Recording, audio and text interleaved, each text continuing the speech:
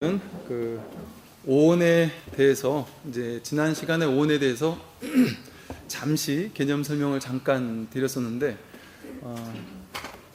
간단하게만 다시 한번 좀 살펴보면요, 오온이라는 것은 이제 나라는 존재, 일체 모든 존재라고 하는 모든 것들을 이제 다섯 가지 물질적인 것 세곤이라고 하고, 또 정신적인 것을 수상행식 이렇게 네 가지로 표현해서 다섯 가지 오온이라고 한다 그랬습니다. 그래서 우리 몸으로 따지면 색은 물질, 그래서 수상행식으로 이루어진 우리의 물질, 몸, 육신을 얘기한다 그랬고요. 수온이라고 하면 이제 느낌, 감정을 이제 수온이라고 한다 그랬고, 상온은 이제 생각이나 사유, 이제 표상작용이라고 해서 그냥 기본적으로는 생각이라고 뭐 편하게 생각하셔도 되고, 엄밀히 말하면 표상작용이라 해서 어떤 대상을 보고 그 대상을 이름이나 개념과 이렇게 매치시키는 이런 작용들, 이것을 보고 목탁이구나, 목탁체구나 이렇게 생각할 수 있는 그런 것들을 이제 표상작용이라고 합니다. 그리고 이제 행오는 의지나 뭐 의도, 욕구 이런 것들, 이제 쉽게 말해서 업의 원동력이 되는 것, 어떤 업을 지으려면, 행위를 하려면 행위의 원동력이 되는 의지나 의도가 먼저 안에서 심리작용으로 이루어지고, 그것이 이제 업으로 이제 나아간다는 것이죠. 그래서 의도를 이제 행원이라고 하고, 그 다음에 식오는 우리가 마음이라고 하는 것, 알식자를 쓴다 그랬는데, 대상을 파악해서 아는 마음을 이제 식이라고 하거든요. 식온이라고 하는데, 우리가 의식이라고 알고 있는 그 분별심, 대상을 파악할 때는 항상 두 개로 나눠서 그것을 가지고 대상을 파악한다고 했습니다. 그래서 분별심, 의식, 이것을 식온이라고 한다고 했습니다. 이제 부처님께서 오온을 설하신 가장 중요한 이유는, 가장 먼저 오온무아라는 사실, 즉 초기 불교에서 부처님 가르치는 핵심이 뭐냐 이러면 이제 무아설이다, 무아다라고 이렇게 보통 이야기를 많이 합니다. 근데 무아를 초기 경전에서 많이 좀 주목해서 이야기했던 이유는 다 같은 어떤 진리를 다양한 개념으로 설명한 것이죠. 인연 따라 모든 것이 이루어진다라는 것은 실체가 있는 게 아니라 인연이 화합해서 잠시 일어난 것일 뿐이다라는 사실, 즉 무아를 뒷받침하는 가르침입니다. 연기법이나 무아나 뭐 중도나 모든 것들이 같은 이야기이거든요. 근데 무아라는 그 이름으로 초기 경전에서는 많이 쓰였던 이유 중에 하나가, 그 당시 이제 브라만교에서 아트만 사상이라고 해서 내 안에 어떤 그 범아이려라고 하는 범천과 나라는 어떤 존재가 어떤 뭐랄까, 이 아트만이라고 하는 내 안에 실체적인 어떤 참나라고 하는 어떤 실체가 내 안에 있어서 내가 죽더라도 그 내 안에 있는 그 범천의 씨앗, 이것은 계속해서 변치 않고 영원히 계속된다, 이런 어떤 그 자아를, 내 안에 있는 어떤 자아를 주장을 했었습니다. 그런 거에 반해서 불교는 뭐냐면 영원히 지속되는 자아라는 것은 없다. 불교에서 불성을 얘기하고 뭐 참나를 얘기하고 진화, 뭐 본래 면목, 주인공, 뭐 열반, 반야 이런 것들을 얘기하는데, 그런 것이 이 힌두교나 브라만교에서 하는 것과 다른 이유가, 또 다른 종교에서도 뭐 신성을 얘기하고 영성을 얘기하고 뭐 다 그런 얘기는 하지 않습니까? 불교에서 말하는 참나나 이런 것과 똑같은 거 아닙니까? 이렇게 얘기를 하는데, 이제 결정적인 차이가 뭐냐면, 불교는 가명으로서, 가짜의 이름으로, 방편으로 어쩔 수 없이 참나 혹은 열반, 뭐 반야, 해탈, 본래 면목, 주인공, 불성 이렇게 이야기는 하지만 그것은 어디까지나 가명일 뿐이다, 헛 이름일 뿐이다, 가짜의 이름으로 방편으로 설한 것일 뿐이지 거기에 해당되는 어떤 실체적인 무언가가 없다라고 합니다. 그래서 한 물건도 없다라는 표현을 쓰죠. 그래서 육조 해능 스님은 본래 무일물, 이래서 참나라고 하는 것을 선에서도 참나를 찾아라 이러지만 참나라는 건 한 물건도 없다. 초기 경전에서는 무아라고 했습니다. 나라는 실체가 없다 그랬어요. 그런데 열반을 증득한다고 했습니다. 근데 열반이라는 것은 특정한 열반이라는 무언가 알맹이가 딱 있어서 그게 참나와도 같은 어떤 열반이 있다라는 것이 아니고, 열반의 정의가 뭐냐면 탐진치 삼독의 불길이 훅 불어 없앤 것을 열반이라고 합니다. 즉 괴로움의 원인이 되는 탐진치, 삼독의 불길이 꺼진 상태, 즉 괴로움의 원인이 사라진 상태를 그냥 열반이라고 한 겁니다. 괴로움이 없는 상태. 괴로움이 없는 상태라는 특정한 뭐 어떤 것이 있다라고 우리가 얘기할 수는 없는 것이죠. 그래서 이 불교와 다른 어떤 종교나 사상 철학의 차이점은 이겁니다. 불교는 끝끝내 뭔가 실체적인 무언가가 마지막에 하나가 남아있는 게 있다라는 얘기를 안 하는 것이죠. 다른 뭐 모든 종교나 사상이나 철학에서는 마무리의 끝에 가면 하나님은 하나는 분명히 존재한다. 아니면 뭐 범천이라는 내 안에 어떤 씨앗이 분명히 존재한다. 참나가 존재한다. 신성이 있다. 이게 반드시 그거 하나는 쥐어야 되는 겁니다. 딴 건 다 버려도 신성은 버리면 안 된다. 딴 건 다 버려도 이 범천이라는 내 안에 있는 이 범아이려에 그 하나만은 반드시 쥐어야 한다. 그것을 증득하면 그때 깨달음이다. 이렇게 얘기한단 말이죠. 근데 불교는 그렇지 않다. 그래서 불교에서 중요한 것은 그 어떤 마지막에 하나 남는 그런 것이 있다라고 얘기를 하지 않죠. 그래서 무아라고 합니다. 근데 그냥 무아라고 하는 것이 아니라 왜 무아인지에 대해서 이제 하나하나 그 해체적인 사유라고 하는데, 내가 무아다라고 할 때는 그냥 내가 무아야 이렇게 하지 않고 왜 내가 무아인지, 나라는 존재는 5가지로 나뉜다. 물질적인 것과 정신적인 것, 색과 수상행식으로 나뉘는데, 색이 왜 무아인지, 수가 왜 무아인지, 수상행식 각각이 낱낱이 왜 무아인지를 먼저 밝혀낸다는 것이죠. 그럼으로써 나라는 존재 오온으로 이루어진 5개의 쌓임으로 이루어진 나라는 존재는 결국에 가서 무아다, 이렇게 이제 설명을 하는 겁니다. 첫 번째, 그 색온무아, 이제 반야심경도 다 이 얘기를 하고 있는 거죠. 그 관자재보살 행심반야바라밀다시, 관자재보살이 깊은 반야바라밀다를 행할 때, 반야바라밀다는 지혜의 완성, 깨달음의 완성입니다. 깨달음을 완성했을 때 조견 오온계공 비춰보았더니 오온이 전부 다 공하더라. 여기선 오온 무아라고 했는데 반야심경 대승에서는 무아라는 가르침 대신 공사상이라는 말을 더 쓰는 겁니다. 그래서 오온 무아, 조견 오온 계공 도일체고액, 오온이 모두 공하다라는 사실을 비춰보았더니 일체의 고통과 액난에서 벗어났다. 고통에서 벗어났단 말이죠. 그 다음에 뭐 색불이공, 공불이색, 색즉시공, 공즉시색, 또 수상행식도 역부여시, 수상행식도 또한 그와 같다. 이게 이제 전부 다 오온무아, 오온계공의 가르침을 설명하는 겁니다. 색온이 무아다. 왜 색온이 무아냐? 이 말은 반야심경에서 색즉시공, 공즉시색, 색불이공, 공불이색을 초기경전에서는 색온 무아라고 설명을 했습니다. 색온이라는 것은 내 몸을, 내 나라는 존재, 내 몸도 지수화풍으로 이루어졌다라고 했고, 이 대지도, 이 우주에 있는 모든 존재들은 전부 다 지수화풍, 딱딱한 흙의 기운, 물의 기운, 또 뜨거운 열기, 화의 기운, 바람의 기운, 움직임의 기운, 이런 것들로 이루어졌다라고 얘기한다고 했죠.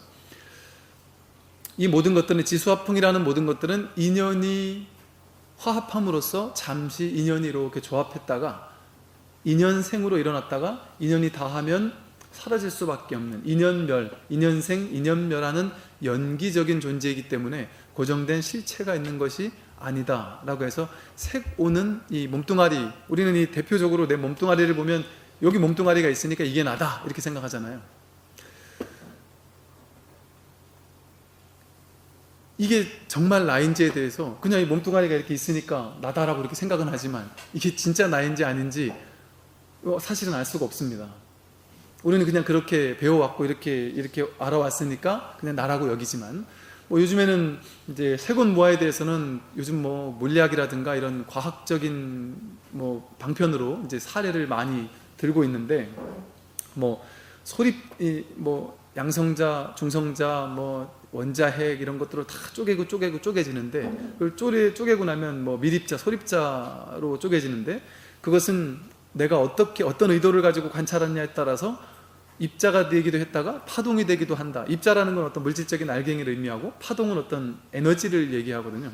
근데 의도를 일으키는 거에 따라서, 내 의도에 따라 갑자기 그 자리에 와서 알갱이가 되었다가, 의도하지 않았을 땐 이게 파동으로 또 존재하는, 그러니까 즉 이 물질이라고 생각하는, 알갱이라고 생각하던 것들이 내가 의식을 집중했을 때 알갱이가 되지, 의식을 거기에 모으지 않을 때는 파동으로 흩어지더라는 것을 발견을 했다는 것이죠.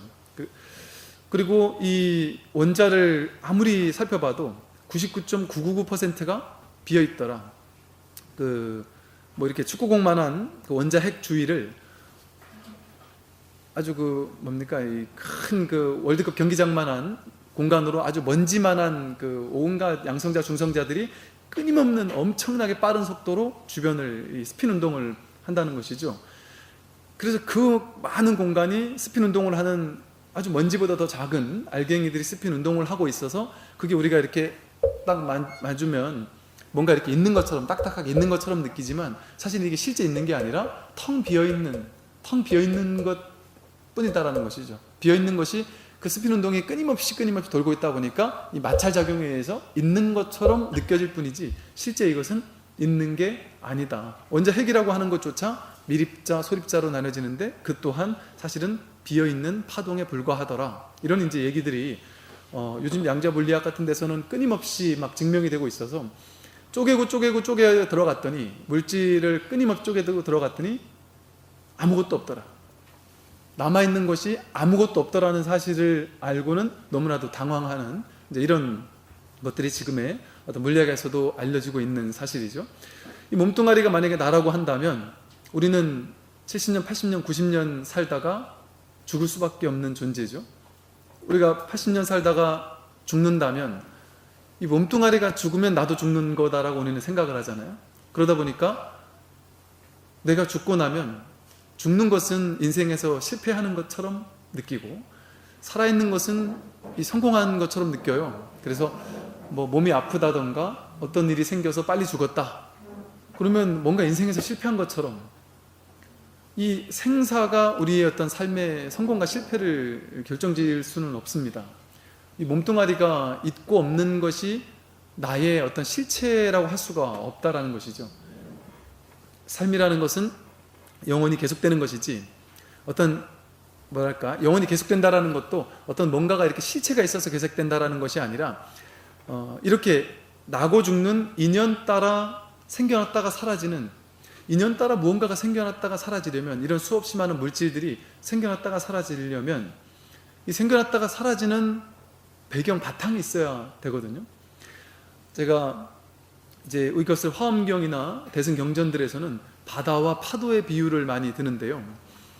이 우주의 본 바탕에는 바다와도 같은 온 우주가 하나의 바다로 이루어져 있다는 겁니다. 그걸 한마음이라고 하는 한마음의 바다로 이루어져 있는데 저마다의 개별적인 존재들, 개별적인 물질적인 삼라 만상 모든 것은 하나의 파도일 뿐이라는 것이죠.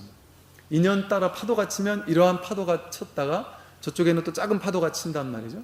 이 파도가 친 그 순간을 놓고 생각했을 때 이 파도가 저 작은 파도를 보고 야 너는 파도가 작구나, 볼품없구나. 이쪽 파도는 저 파도를 보고 야 부럽다, 저 파도는 어쩌면 저렇게 멋있을까, 이렇게 부러워한다는 것이죠. 저 파도를 너라고 생각하고 이 파도를 나라고 생각한다는 것이죠. 근데 모든 파도는, 이 바다에 있는 모든 드러난 파도는 다 다르게 생겼지만, 인연 따라 다르게 파도칠 뿐이지만 사실은 바다라는 한 맛이죠. 하나의 바탕에서 잠시 일어난 물결일 뿐이지 않습니까?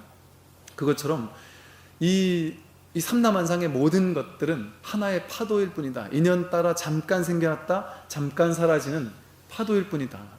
근데 파도가 어디로 돌아가느냐? 본바탕 바다로 돌아간다. 바다로는 어떤 그 원자재에서, 원천에서 나온 인연 따라 잠깐 생겨났다가 다시 그리로 돌아가는, 물결은 잠깐 생겨났다가 다시 바다로 들어가고 잠깐 생겨났다가 다시 바다로 들어가고, 그러나 잠깐 파도 치는 그 상황 속에서도 그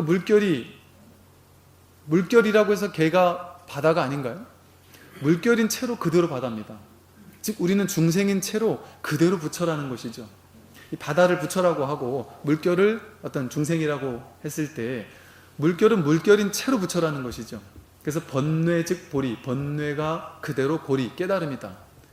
생사 즉 열반, 생사라는 우리 인간 존재가 생겨나고 사라지는 것, 파도가 치고 가라앉는 이 생사가 그대로 열반과 다르지 않다. 부처와 중생과 마음은 하나다. 이런 화엄경 개성도 이런 것을 얘기를 하는데요. 이 중생이나 부처라는 것, 이것은 서로 다르지 않다라는 것이죠. 그래서 우리가 나라고 생각할 때 이 물질적인 존재를 나라고 생각해가지고 이게 어떤 실체라고 생각하지만 사실 이 물질적인 이것은 실체가 있는 것이 아니라 텅 비어서 완전한 어떤 실체가 있는 것이 아니다라는 것이죠. 또한 수온무화라고 해서 느낌, 이제 우리 마음의 네 가지 작용도 또한 실체가 아니라라고 얘기를 하는데요. 느낌, 감정, 우리가 이제 어떤 특정한 상황에서 특정한 느낌을 느끼는데 우리가 느끼는 느낌이 실체적인 것이냐, 그 느낌이 진짜고 어떤 실체라는 건 뭐냐면 그 대상 자체에 절대적인 좋거나 나쁜 느낌이 있어야 돼요. 대상 자체가 어떤 특정한 사람에게 절대적인 좋거나 절대적인 나쁜 것이 정해져 있을까요? 그 사람이 좋은 행동을 하면 좋게 느껴지죠. 그 사람이 나쁜 행동을 하면 그 사람이 나쁘게 느껴집니다. 동일한 사람인데도 그 사람이라는 실체가 좋은 느낌이나 싫은 느낌이라고 정해져 있으면 내 자식은 무조건 좋은 느낌이래야죠. 근데 자식이라고 항상 좋지 않잖아요. 화도 내고 혼도 내고 저 왼수 같은 놈 이렇게 생각할 수도 있잖아요. 그러니까 똑같은 어떤 내 바깥에 있는 어떤 대상인데 그 대상이 어떨 땐 좋은 느낌이고 어떨 땐 싫은 느낌으로 다가오죠.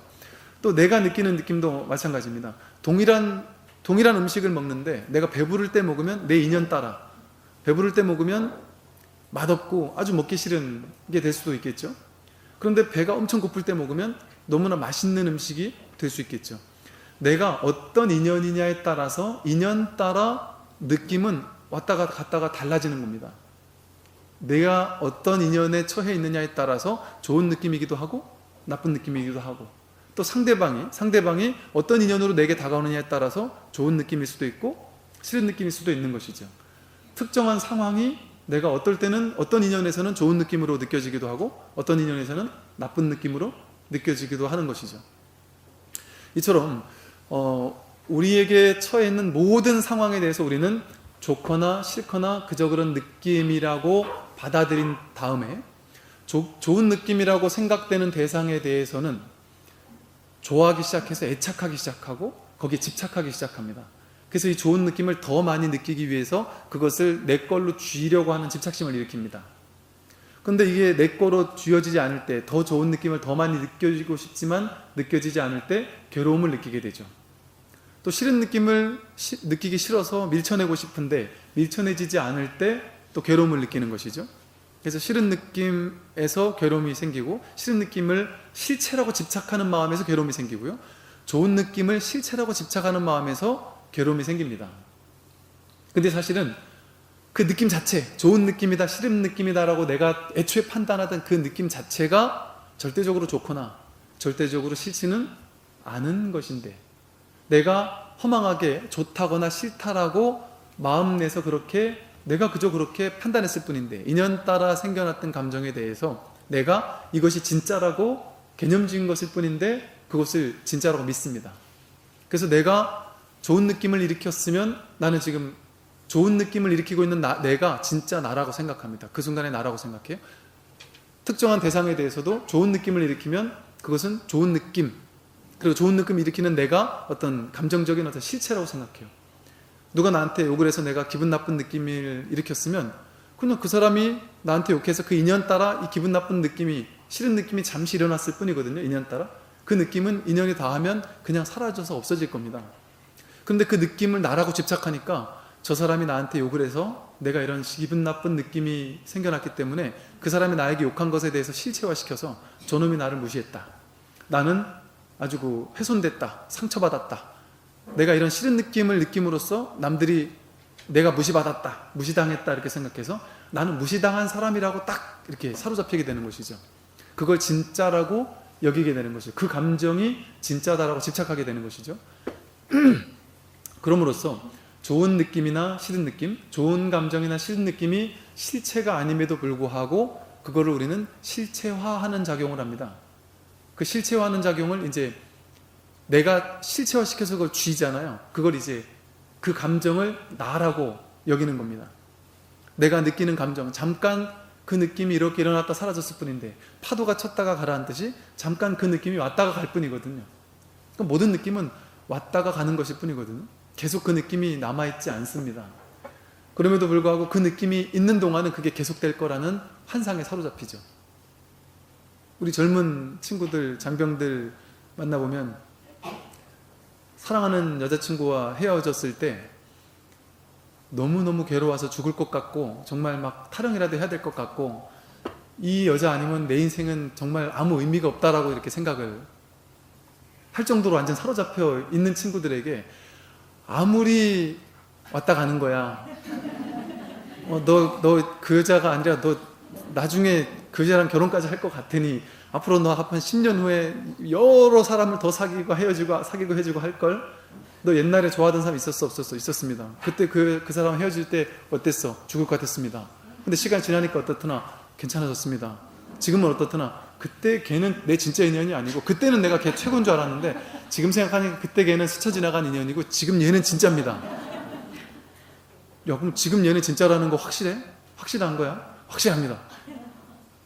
그거 알 수 없다. 확실한 게 아닐 수 있다. 옛날에도 확실하다고 느꼈지만 아니지 않았느냐? 아무리 얘기해도 이게 절대 저를 어떻게 안다고 그렇게 얘기하십니까? 어떻게 단정지어 말하십니까? 저는 확실합니다. 마지막 저의 인연입니다. 그래서 실제 이 사람과 헤어지면 정말 죽을 것이라고 생각을 하고 이 사람과 사랑을 이어갈 수만 있고 결혼만 할 수 있으면 이 세상 모든 걸 다 가진 것 같다. 난 아무리 가난해도 상관없다. 이 사람과 함께라면 지옥에도 갈 수 있다. 이렇게 굳은 믿음을 가지는 거죠.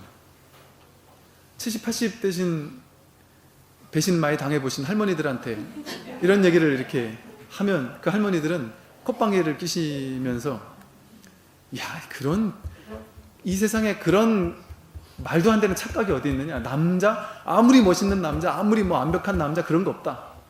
그게 다 환상이다. 다 남자다. 거기서 거기지. 다 거기서 왔다 갔다 하는 거지. 아무리 멋있어도 그 멋있다는 환상일 뿐이지. 그 진짜가 어디 있느냐.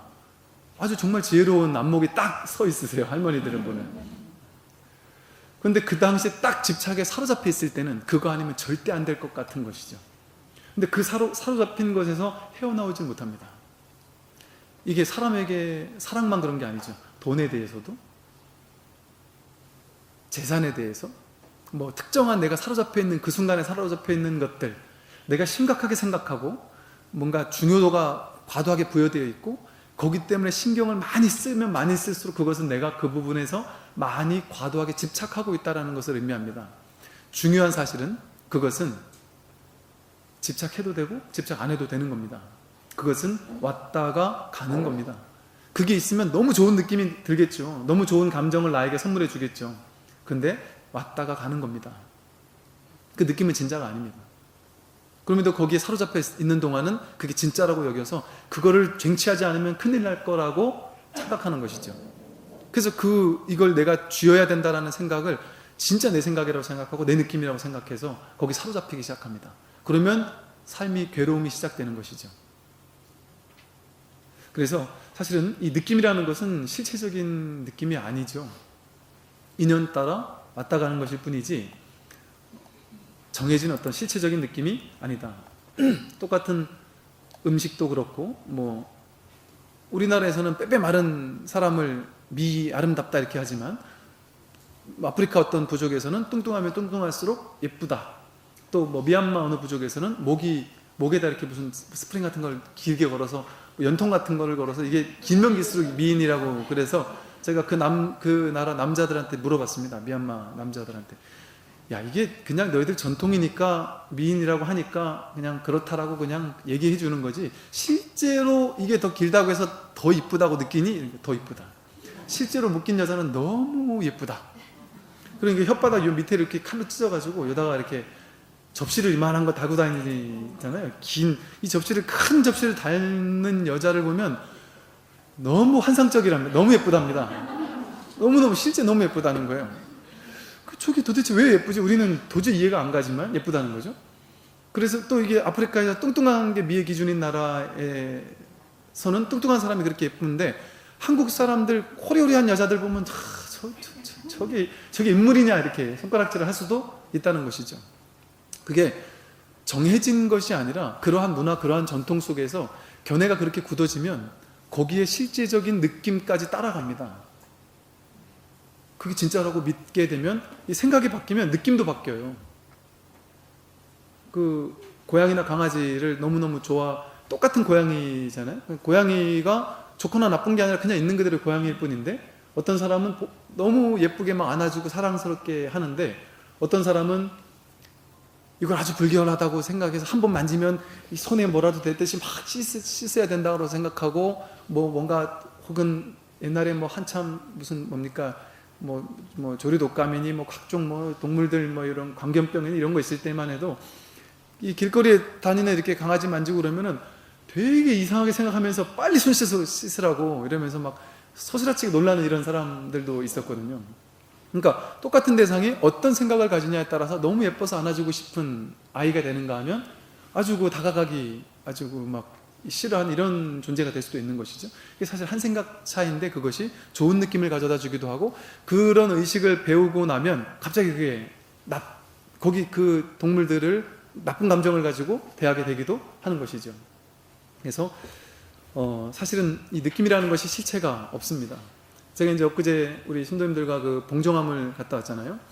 근데 산을 너무너무 좋아하는 사람은 이렇게 막 4시간, 5시간씩 걸어서 산에 가면서 땀을 내고 이러는 것이 너무 행복하죠.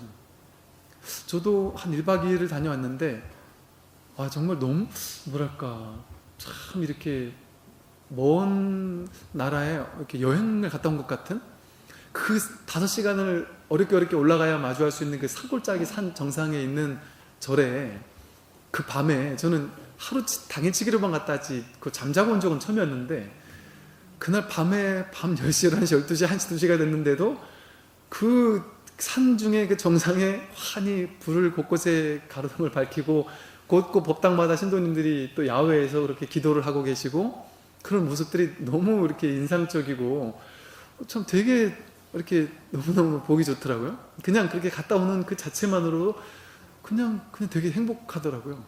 그러니까 너무 이렇게 몸은 되게 힘들었지만 전혀 몸이 힘든 것이 마음까지 전혀 힘들지 않고, 마음은 너무나도 가볍고 너무나도 행복했었거든요. 그러니까 이 5시간을 산에 올라간다. 더구나 저는 이번에 가면서 그래서 스님들이 저 등산 가방을 메고 올라가시는구나. 저만 멋모르고 이게 걸망을 지고 올라가니까 이 걸망이 어깨가 이게 쪼의 끈이 날카로운 끈이잖아요. 여기를 계속 파고 들어가니까 너무 아프더라고요. 그러면서도 너무너무 이렇게 참 행복했습니다. 그러니까 보세요. 똑같이 5시간을 그 가파른 산을 올라가야 된다라는 그 상황이 어떤 사람에게는 아주 좋은 감정이기도 하고 어떤 사람에게는 아주 싫은 감정이기도 하겠죠. 인도에서의 그 막 40도, 50도 도는 더위에서 제 스스로 찾아서 갔기 때문에 그 더운 곳에서도 너무나 저는 좋았거든요. 너무나 행복했거든요. 근데 그거를 스스로 선택해서 가지 않는다면 얼마나 그것이 괴롭겠습니까? 그러니까 동일한 상황이 언제나 같은 감정을 유발하지 않습니다. 내가 한 생각 돌이키면, 한 생각 바꾸면 똑같은 상황이 오히려 좋은 감정이 되기도 해요. 어떻게 한 생각 바꾸느냐에 따라서 좋은 감정, 싫은 감정이 왔다 갔다 합니다. 그 감정은 실체가 아니기 때문에 그래요. 그래서 감정을 진짜라고 여기면 거기에 사로잡히게 됩니다. 생각도 마찬가지예요. 상온도 무합니다. 정해진 실체가 있는 게 아니라서 관념 또한 실체가 있는 것이 아니다. 연봉이 똑같이 5천만 원 받는 사람이 어떤 사람은 박봉이라고 여기고 어떤 사람은 부자라고 여기죠. 그 생각의 차이입니다. 여기 계시는 모든 분들은 부자도 아니고 가난한 사람도 아니다. 어떤 견해를 가지고 있냐에 따라서 부자이기도 하고 가난해지기도 하는 거지, 부자라는 실체가 없습니다. 얼마부터가 부자다라는 실체가 전혀 없죠. 제가 전에 그 비유를 한번 드렸었는데 여기 용산에 제가 와보니까 예전에 제가 육사에 노원구 있는 육사에 있을 때는 그 민간 신도님들이 지방에 살다가 노원구에 딱 입성을 하면서 인서울했다, 드디어 내가 서울에 들어왔다 하면서 엄청 행복해 하시더라고요. 근데 여기 용산으로 오니까 거긴 벌써 외곽이라고 생각해서 여기가 중심이지, 그 외곽 살다가 여기로 왔다 이래서 엄청 행복해하고, 외곽 사는 사람은 난 언제쯤 이 중심부로 들어와 볼까 이런 생각을 해요. 또 용산 사는 사람은 내가 언제 강남으로 입성을 할까 이런 생각을 해요.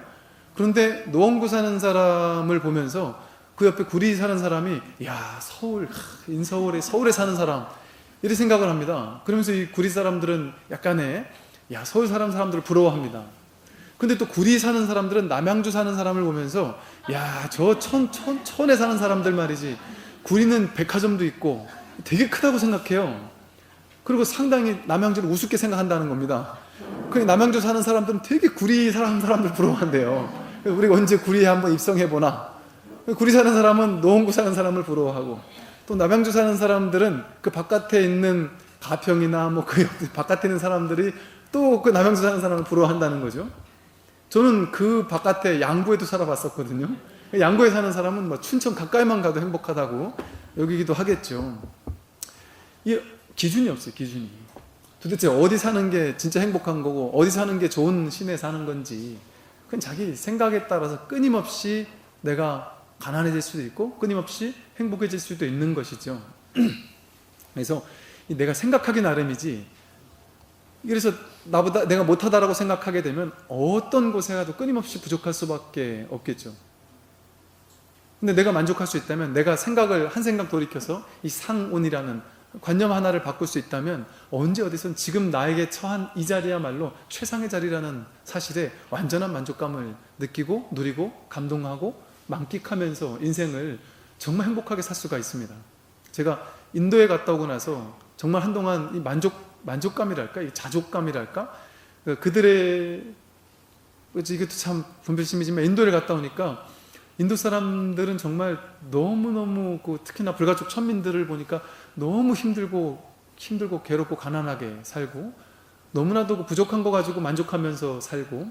근데 그들과 저를 비교하니까 우리 한국 사람은, 가장 가난하게 사는 한국 사람도 그들에 비해서는 아주 행복한 풍족함을 누리는 사람이더라고요. 우리 지난주에 이제 탈북한 이제 대학생들 몇 사람이 이제 왔었는데, 그 친구들한테 물어보니까, 탈북해서 작년에까지만 해도 평양에 살았는데 갑자기 탈북을 하게 돼가지고 이제 한국으로 왔는데, 저는 되게 너무너무 힘들게 살 거라고 생각, 물론 힘들게는 살고 있지만, 보니까 우리나라 오자마자 일단 아파트 그들을 위해서 마련한 이제 아파트를 하나씩 주고요. 그리고 아파트값 이렇게 할 수 있도록 이렇게 다달이 이제 40만 원씩 이렇게 해서 살 수 있도록 일단 해주고, 또 대학교, 이 친구들이 동국대도 다니고 서울의 인서울 좋은 대학교를 다녀요. 작년에 탈북했는데 올해 벌써 대학교 1학년 학생이더라고요. 어떻게 대학교를 들어갔냐 그랬더니, 탈북자 전형하면 다 들어간다는 거죠. 그래서 벌써 대학교를, 우리나라 인서울 6년, 초등학교 6년, 중학교 3년, 고등학교 3년 어마어마하게 공부해야 겨우 들어갈 만한 학교를 이미 들어가서 대학 생활을 하면서 한 달에 40만 원씩 이렇게 받으면서, 또 숙소도 지원받으면서 이렇게 살고 있으면서, 다만 이제 본인이 아르바이트해서 이제 또 생활비를 해가면서 이렇게 살고 있더라고요. 그러니까 어떤 최소한의 이렇게 살 수 있는 여건은 이렇게 보장해 주더라고요. 근데 그러면서도 이제 이 친구들이 그것 가지고 당연히 택없이 부족하긴 하겠죠. 그러나 정말 인도나 아프리카나 정말 너무너무 단돈 입에 들어갈 수 있는 밥 한 끼가 없어서 가난하게 괴로워하게 사는 그런 사람들에 비한다면 사실은 또 어마어마하게 행복한 것일 수도 있죠. 이처럼 사실은 부자다 가난하다라는 것은 정해진 실체가 없는데도 우리는 관념으로 실체화시켜서 나는 가난한 사람이야 라고 실체화시킵니다. 나는 부자야 라고 생각합니다. 나는 능력 있어 라고 생각하고, 능력 있는 나라고 자아관념에 사로잡힙니다. 내가 어떤 사람인지 스스로 이렇게 딱 관념을 정해놓고 그게 나라고 생각해. 그걸 나와 동일시시킵니다. 그래서 나는 높은 사람이라는 생각을 하는 사람은, 너희들 같은 낮은 사람이 나에게 이렇게 나를 대우를 안 해줘? 이러면서 화를 내기도 하죠. 그게 나라는 상을 실체라고 여겨서 그래요. 나라는 상을 실체로 여겨서 그렇다. 이거는 그냥 껍데기에서 만들어진 어떤 관념일 뿐이지, 그러한 정해진 실체라는 것은 없는 것이죠. 나는 생각한다, 그러므로 나는 존재한다, 데카르트가 이렇게 얘기를 했다는데, 생각하기 때문에 그게 나다라고 생각했잖아요. 그게 이 상온무아를 모르기 때문에 그래요. 이 데카르트가 불교 5원만 공부를 했어도, 상온이라는 건 나는 생각한다, 그러나 그 생각은 실체가 아니다라는 사실을 알았을 텐데, 생각하는 내가 있다라고 이렇게 착각을 한 것이죠. 생각하는 나라는 것은 정해진 내가 아니라 그 생각이라는 것은 끊임없이 인연 따라 일어났다가 사라지는, 인연 따라 이러한 생각 저러한 생각이 생겨났다 사라질 뿐이지 그것이 고정된 실체적인 생각이 아닌 것이죠. 행운무화도 마찬가지입니다. 의지, 의도, 욕구를 행운이라고 한다 했는데 우리가 특정한 의지, 특정한 의도, 특정한 욕구가 인생 전반에 걸쳐서 계속되지 않죠. 어떤 시기에는 이러는 것을 강력하게 원했다가 시간이 지나면서 그것을 전혀 원하지 않을 수도 있습니다. A라는 사람을 너무너무 사랑하다가 나중에는 A라는 사람을 치를 떨기 싫어하게 될 수도 있죠. 이런 의도를 일으켰다가 저런 의도를 일으킬 수도 있습니다. 공무원 되는 게 인생일 때의 목적이었다가 나는 공무원이 반드시 돼야 돼 하고 막 집착하면서 공무원이 되려고 했다가 어느 날 갑자기 사업할 인연이 되어서 갑자기 사업으로 방향을 틀었다면 그 사람의 의도가 바뀌었지만 그럼 이 사업가로서의 어떤 의도로서 또 열심히 그걸 사게 될 겁니다. 기존에 공무원 하려고 했던 그 의도는 이미 딱 사라져버리고 없겠죠. 그러니까 우리가 어떤 특정한 의도를 가지고 어떤 그 의지를 가지고 이렇게 해야 된다라고 생각하게 되면 거기 사로잡히거든요. 그게 나다라고 생각하거든요. 그래서 이 의지를 가지고 밀어붙이는 이것이 나다라고 생각합니다.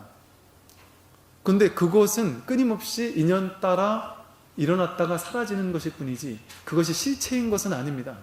이러한 의도를 일으키기도 하고 저러한 의도를 일으키기도 하고 전혀 다른 의도를 일으키기도 하는 것이죠. 그것처럼 끊임없이 우리의 의도나 욕구나 이런 의지작용도 변화하기 마련입니다. 그래서 이 행운이라는 것은 의도, 의지고 특정한 의도를 가지고 행동으로 나아가잖아요. 그래서 이 의지, 의도가 원인이 되어서 행동을 일으킵니다. 그래서 업행이라 해서 업을 일으키는 작용이라 그래요. 업의 원동력이 되는 작용. 그래서 이 특정한 의지를 가지고 말을 하고 생각을 하고 행동하는 업으로 나아간다는 것이죠. 그래서 이제 이 특정한 어떤 행동, 특정한 업을 짓는 이런 어떤 삶을 살게 되는데 그것은 이제 뭐 유의를 조작한다 해가지고 유의법이라는 것은 조작된 모든 만물 이것은 이제 유의라고 하는데 마음에서 의도를 가지고 내가 머릿속에서 이 세상을 조작해낸다는 것이죠. 세상에 정해진 조작된 것이 우리는 있다고 생각하잖아요. 여기는 한국이 있고 여긴 빌딩이 있고 수없이 많은 삼라만상이 이미 조작되어 있고 그걸 내가 그 속에서 내가 뛰어들어서 그 속을 살고 있다고 여기지만 사실은 그게 아닙니다. 내가 머릿속에서 끊임없이 이 행운을 가지고 유의를 조작하고 있는 거예요. 이 세상을 내 식대로 조작하고 있는 겁니다. 만들어내고 있는 겁니다. 특정한 의도를 가지고 특정한 생각을 조작해내고 있고 그 특정 내 행운을 가지고 조작해낸 대상 이것이 목탁인데 이거는 좋은 건지 나쁜 건지 내가 갖고 싶은 건지 갖기 싫은 건지를 내 행운을 가지고 조작해내는 거죠. 내가 교회 다니는 사람이었고 특히나 불교를 너무너무 배타적으로 싫어하는 사람이라고 한다면 이것은 되게 싫은 것으로 조작되겠죠. 내 의식 속에서. 이건 아주 싫은 것으로 생각이 될 겁니다. 그런데 불자라면 이거는 좋은 것으로서 내 머릿속에서 이렇게 조작되겠죠. 뭐 이거는 뭐 별 문제가 없으니까 그렇지만 예를 들어 5만 원짜리 돈이라든가 뭐 아파트라든가 내가 좋아하는 어떤 뭐 물건이라든가 내가 모으는 어떤 수집가라면 수집하는 어떤 것이라든가 그런 것을 가지고 내가 특정한 의미를 부여해서 조작해내는 것이죠. 그리고 그걸 굳게 믿습니다. 그리고 그것을 그렇게 행운으로서 조작해낸 것 그것을 향해서 내가 업을 짓는 것이죠. 더 가지려고 생각하고 그리고 그것을 가지고 이제 유의로서 조작된 것, 이 행운을 가지고 이렇게 조작해서 만들어 놓은 것, 이 만들어 놓은 것을 가지고 식온이 이제 대상으로서 파악을 하는 겁니다. 인식을 하는 것이죠. 이처럼 우리 머릿속에서 만들어낸 모든 조작된 것들, 이게 조작하는 마음, 의도를 가지고 조작해내는 것, 그것을 또 행온이라고도 합니다. 근데 그런 것 또한 내 머릿속에서 인연 따라 이렇게 만들어진 것일 뿐이지 정해진 실체가 있는 것이 아니죠. 이것을 조작했다가 저것을 조작하기도 하죠. 이러한 업을 지었다가 다른 업을 짓기도 하죠. 내가 이 사람을 사랑하는 업을 짓기도 하지만 그 사람을 미워하고 증오하는 업을 짓기도 하잖아요. 동일한 사람인데도 불구하고. 이처럼 행운은 계속해서 바뀌고 변화되는 것이지 그게 정해진 실체가 있는 것은 아닌 것이죠. 그럼에도 예를 들어 자기 생각이 자기가 생각해낸 조작해낸 생각 자기 의도가 절대적으로 옳다고 생각해서 거기 사로잡혀 있다면 그래서 내가 하는 행동, 이것만이 절대적인 어떤 타당성이 있는 것이다라고 굳게 믿고 있다면 그거는 행운무화라는 사실을 모른 채 내가 조작해낸 생각, 내가 조작해낸 의도가 절대적으로 옳다라고 여기는 것이죠. 그래서 남들은 다른 생각을 하고 다른 의도를 가질 수 있습니다. 그런데 우리는 남들의 다른 의도를 가지고 내가 옳은 의도이기 때문에 저 사람은 틀린 의도라고 생각해서 저 사람은 틀렸고 나는 맞다라고 조작해내거든요. 근데 사실은 옳고 그른 것은 정해진 실체가 없고 전부 다 틀린 생각이 있을 뿐이에요. 그래서 너가 맞다, 내가 틀렸다 이렇게 조작해내기, 실체적으로 생각할 수는 없는 것이죠.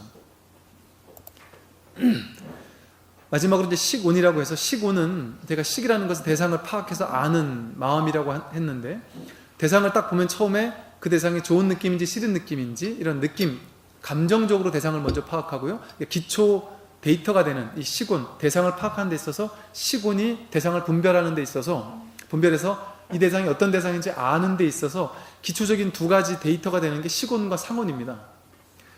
수운과 상운, 즉 감정적으로 대상을 파악하거나 이지적으로, 논리적으로, 관념적으로 대상을 파악합니다. 그래서 어떤 사람은 감정이 좀 앞서는 사람도 있고 어떤 사람은 이성이 앞서는 사람이 있죠. 수운이 앞서거나 상운이 앞섭니다. 감정이 앞서는 사람은 논리적으로는 하면 안 되는데 내가 이 사람과 의리가 있기 때문에 그냥 하기도 하죠. 혹은 너무 감정이 앞서는 사람은 군대에서 예를 들어 내가 이 선임병이 나쁜 나한테 못됐게 하더라도 내가 이 선임병 한 대 때리면 내가 영창 간다는 걸 알기 때문에 감정적으로 욱하지가 않아요. 근데 감정이 먼저 앞서는 사람은 에라 모르겠다 하고 한 대 때리고 볼 수도 있겠죠. 혹은 이게 감정이 앞서는 사람은 뭐 의리 이런 것 때문에 논리적인 거는 뒷전이고 일단 이 감정이 앞서서 먼저 이렇게 할 수도 있는 것이, 이런 사람이 있잖아요. 이런 사람이 있는가 하면 철저하게 어떤 논리적인 게 더 앞서 있는 사람이 있어요. 정서적 감정적인 것보다. 아무리 나랑 친소 관계랑 상관없이 이 사람이 훌륭하면 이 사람을 그 자리에 써야 된다. 사실 이렇게 좀 더 이성적이고 논리적인 사람일수록 뭐 인사라든가 이런 쪽으로 더 적합할 수 있겠죠. 이런 식으로 대상을 파악할 때 감정적으로 파악하는 사람이 있고 또는 어떤 관념적으로 파악하는 사람이 있습니다. 이렇게 두 가지 기초 데이터를 가지고 내가 대상을 파악해 놓은 다음에 그 대상에 대해서 의지작용을 일으킵니다. 대상을 딱 조작해야 하는 것이죠. 이것은 어떤 대상이다라고 해서 이 삼라만상을 유의로 이제 조작해내는 겁니다. 조작해내고 그 조작해낸 대상에 대해서 내가 의도를 일으켜서 좋게 조작된 것은, 좋은 느낌이나 좋은 생각이 있는 것은 더 가지려는 의도를 일으키고, 싫은 느낌이나 싫은 것이 있는 것에 대해서는 밀쳐내고 거부하고 미워하려는 마음을 일으키는 것이죠. 의도를 일으키는 것이죠. 이렇게 해서 대상에 대해서 이제 업을 짓기 시작하는 것이죠. 이렇게 수온, 상온, 행온을 통해서 우리는 대상을 파악합니다. 그래서 내가 그렇게 해서 파악한 것에 대해서 이 인식은 옳다라고 믿는 거예요. 좋은 느낌이었잖아. 그러니까 좋은 걸로 대상을 딱 파악해서 인식하는 거예요. 야, 생각해보니까 좋은 거였잖아. 그러니까 그것을 좋은 거로 싹 파악해버립니다. 그리고 어떻게 내가 유의로 조작했느냐에 따라서 이 대상이 좋은 건지 나쁜 건지 판단하고 의도를 일으켰느냐에 따라서 그걸 내 인식이 좋은 것 혹은 싫은 것으로서 딱 파악해내는 것이죠. 그렇게 최종적으로 마음이 대상을 파악해서 분별해서 아는 마음을 식이라고 했다 했는데, 이 식이라는 것 자체도 바로 인식이 어떤 실체가 있는 것이 아니죠. 내가 인식하는 마음, 인식하는 자아가 내 안에 우리는 첫째 있다고 생각하거든요. 그래서 내가 대상을 보고 이건 물컵이야 이렇게 알다 보니까 이걸 물컵이라고 아는 마음이 내 안에 딱 있는 줄 알아요. 그렇지 않습니까? 대상을 파악하면 대상을 파악하는 내가 있잖아. 대상을 파악했으니까, 대상 알았으니까 아는 내가 있겠지, 이렇게 생각한단 말이죠. 대상을 아는 내가 실체적으로 존재하는 것이 아닌데도 불구하고 대상을 아는 내가 내 안에 실체적으로 존재한다고 생각해요. 그래서 이게 이제 겉에 드러나는 표면의식, 이게 의식을 표면의식, 심층의식, 뭐 잠재의식 막 이렇게 나누잖아요. 그게 식을 층수로 나누는 겁니다. 불교에서도 육의식이라고 하고 그 밑에 말라식이라고 하고 그 밑에 아레아식이라고 해서 내 안에 그 식이라는 것이 잠재적으로 층층이 쌓여있다라고 믿고 있는 것이죠. 그게 왜 그러냐면 대상을 파악해서 아는 마음이 나라고 믿기 때문에, 대상을 아는 마음이 나라는 어떤 실체가 내 안에 딱 정해져서 존재한다고 여깁니다. 그래서 그 식이라는 건 내 안에 딱 정해져서 존재하고 나는 그 식에 따라서 대상을 파악할 뿐이다. 이렇게 여기는 것이죠. 그러나 사실은 이 식이라는 것은 인연 따라 만들어지는 겁니다. 어떻게 만들어지냐면 지난 시간에 배운 것처럼 안입이 설신의가 색성의 미축법을 접촉하면 저절로 육식이 생기는 겁니다. 18개가 생기는 것처럼 눈으로 무언가를 보면 거기 따라서 인연 따라 과거에 배워왔던 행운에 의해서 온갖 경험들에 의해서 그것이 인식이 되는 것이죠. 식이 만들어지는 거죠. 분별심들이 식이 만들어지는 것이죠. 이걸 이제 무명행식 나중에 이제 12연기에서 배울 텐데 무명 어리석음 때문에 행운 어리석은 행동을 일으키고 그 수많은 행동과 경험들이 모여서 식이 만들어진다. 식의 증장이 일어난다. 이렇게 표현을 하는데 이제 나중에 말씀드리겠고요. 그래서 인식하는 주체가 있다고 여깁니다. 그래서 내가 업을 지으면 업을 짓는 주체가 나에게 있고 인식하는 주체가 나한테 딱 정해져서 존재한다고 여겨요. 그래서 그런 어떤 나라는 어떤 자아가 식이라는 것을 자아라고 여기는 겁니다. 내가 대상을 파악하는 나, 이게 나라는 자아의 어떤 실체가 있다 이렇게 여기는 것이죠. 근데 그러한 식은 정해져서 있는 것이 아니다라는 것이죠. 그래서 분별심이라는 것, 이것은 실체가 아니다라는 것을 이야기를 하고 있고요. 다음에 보면은 우리가 이제 오온이 나라고 했잖아요. 내가 바로 오온이잖아요. 오온으로 이루어져 있잖아요. 그러면 내가 괴롭지 않습니까? 여러분들이 괴로움을 파악할 때 이제 불교의 목적은 괴로움을 소멸하는 거라 그랬잖아요. 그러니까 오온이 또한 오온무아라는 것을 설명하기 위한 교리이기도 하지만 괴로움을 없애주기 위한 교리이기도 합니다. 내가 괴로움이 실체라고 여겨서 괴로움 때문에 진짜로 괴롭다라고 여기는데 그 괴로움이 진짜 괴로운 건지 하나하나 해체해서 사유해보자. 오온으로 5가지를 하나하나 낱낱이 따로 떨어뜨려서 이게 진짜 괴로운 것인지 한번 사유해보자. 그래서 진짜 괴로운 게 맞다면 그때 가서 괴로워해도 늦지 않다라는 것이죠. 즉 우리 괴로울 때는 보통 첫 번째 색온이 괴롭습니다. 이렇게 몸뚱아리가 괴로운 경우가 있어요. 이게 가장 어떤 원초적인 어떤 괴로움일 수가 있죠. 몸이 아파서 괴로운 것은 절대적으로 괴로운 걸까요? 몸이 힘들어서 괴로운 것은 절대적으로 괴로운 걸까요? 제가 이런 비유를 많이 듣는데 중학교 때 우리 담임 선생님이 무시무시한 분이셨는데 그때는 엄청 때리지 않습니까? 전교 등수 떨어지는 등수대로 때렸거든요. 근데 이게 그냥 때리는 게 아니라 기상천외하게 맞았습니다. 이렇게 손톱을 이렇게 하라 해가지고 손톱 이러고 있으면 여기를 이렇게 때리게 됐고요.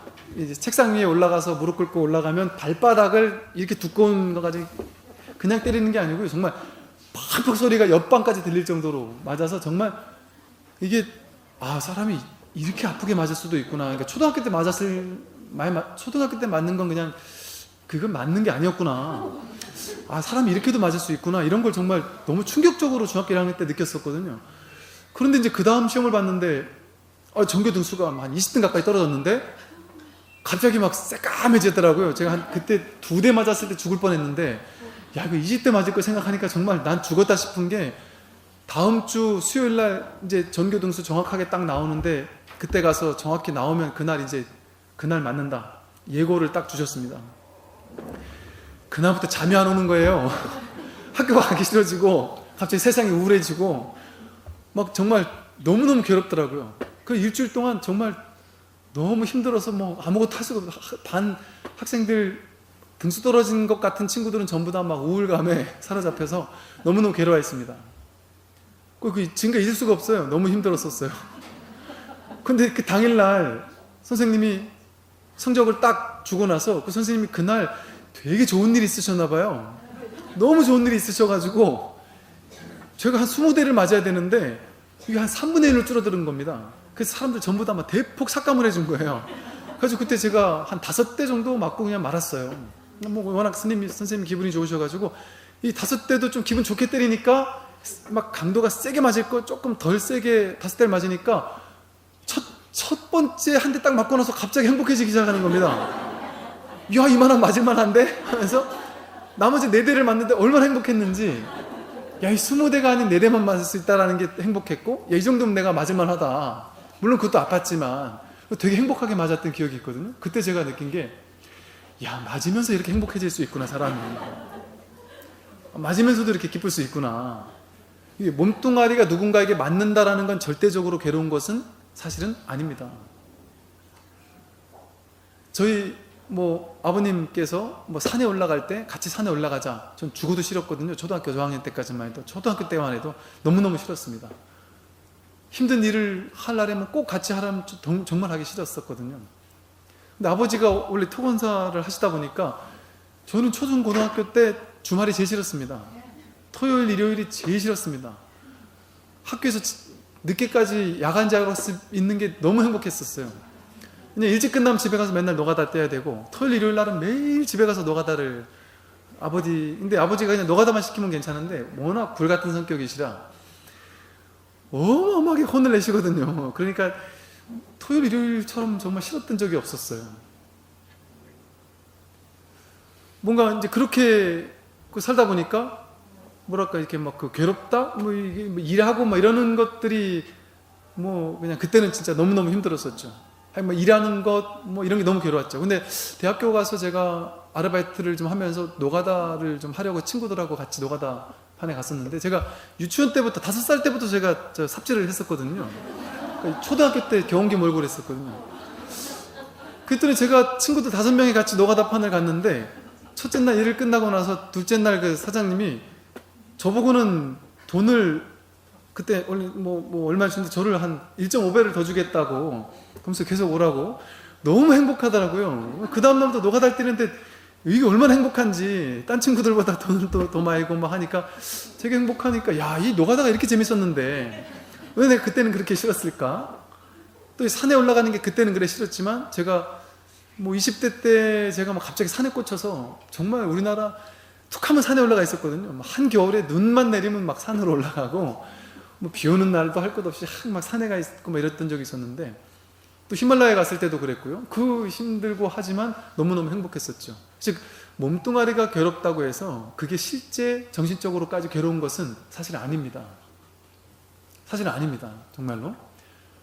실제 자살하는 사람도 자살이라는 그 어마어마한 최악의 상황을 스스로 선택하는 거 아니에요.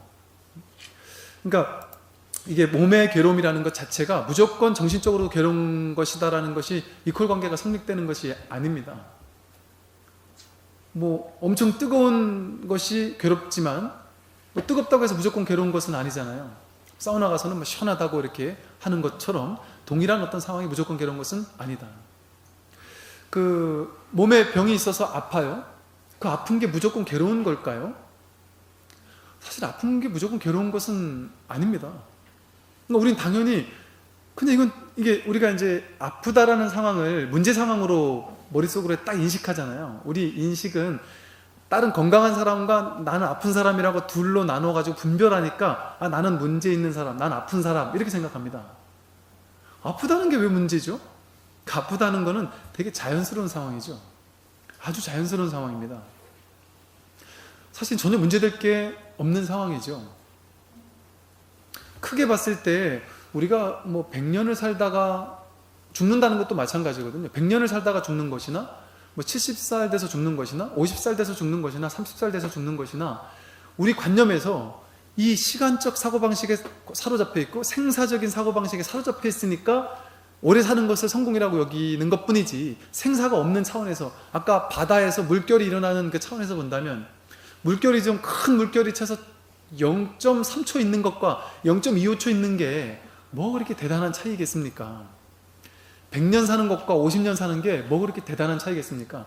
천상세계 시계로 보면 0.1초 차이밖에 안 날 수도 있어요. 근데 우리는 그렇게 생각하지 않고 시간적인 관념을 아주 견고한 실체라고 여기니까 그 생각이, 인식이, 시기라는 것이 나를 괴롭다라고 만든 것뿐입니다. 사실은 엄밀히 말하면 요즘에 팩트 얘기를 하잖아요. 팩트만을 가지고 얘기해라 이러잖아요. 여러분 진짜 팩트는 뭐밖에 없습니까?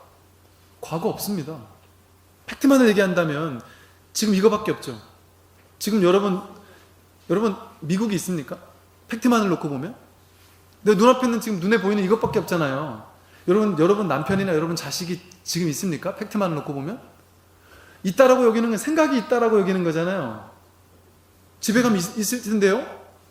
어제 그저께 봉정암 갔다 왔으니까 지금도 봉정암 거기서 기도하는 사람이 있을 텐데요.